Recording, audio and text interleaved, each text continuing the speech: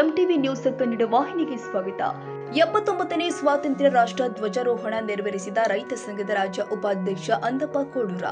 ದೇಶಾದ್ಯಂತ 79ನೇ ಸ್ವಾತಂತ್ರ್ಯೋತ್ಸವ ಪ್ರಯುಕ್ತವಾಗಿ ಕೊಪ್ಪಳದ ಕುಕನೂರು ತಾಲೂಕಿನ ಎರೆಹಂಚನಾಳ ಗ್ರಾಮದ ಅರಿವೆ ಕೇಂದ್ರ ಸಾರ್ವಜನಿಕ ಗ್ರಂಥಾಲಯ ಕಚೇರಿಯಲ್ಲಿ ಆಯೋಜನೆ ಮಾಡಲಾಗಿದ್ದ 79ನೇ ಸ್ವಾತಂತ್ರ್ಯ ದಿನಾಚರಣೆ ರಾಷ್ಟ್ರ ಧ್ವಜಾರೋಹಣವನ್ನು ರೈತ ಸಂಘದ ರಾಜ್ಯ ಉಪಾಧ್ಯಕ್ಷ ಅಂದಪ್ಪ ರುದ್ರಪ್ಪ ಕೋಡೂರ ಇವರು ನೆರವೇರಿಸಿದರು.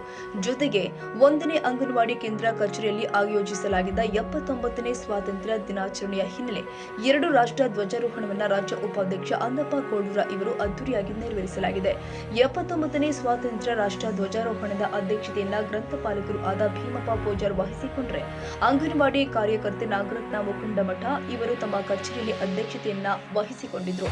ಈ ಮೇಳದಲ್ಲಿ ಸರ್ಕಾರಿ ಹಿರಿಯ ಪ್ರಾಥಮಿಕ ಶಾಲೆಯಲ್ಲಿ ಧ್ವಜಾರೋಹಣವನ್ನ ಎಸ್ಟಿಎಂಸಿ ಅಧ್ಯಕ್ಷರು ಆದ ಶ್ರೀ ವಿರೂಪಾಕ್ಷಪ್ಪ ಅಸೂಟಿ ನೆರವೇರಿಸಿದ್ರು. ಪಥ ಸಂಚಲನ, ಸಾಮೂಹಿಕ ಕವಾಯತುಗಳು, ಸಾಂಸ್ಕೃತಿಕ ಕಾರ್ಯಕ್ರಮಗಳು, ಭಾಷಣ, ವಿವಿಧ ಎಲ್ಲ ಕಾರ್ಯಗಳನ್ನ ಈ ಶಾಲೆಯಲ್ಲಿ ಅದ್ದೂರಿಯಾಗಿ ನಡೆಸಲಾಗಿದೆ.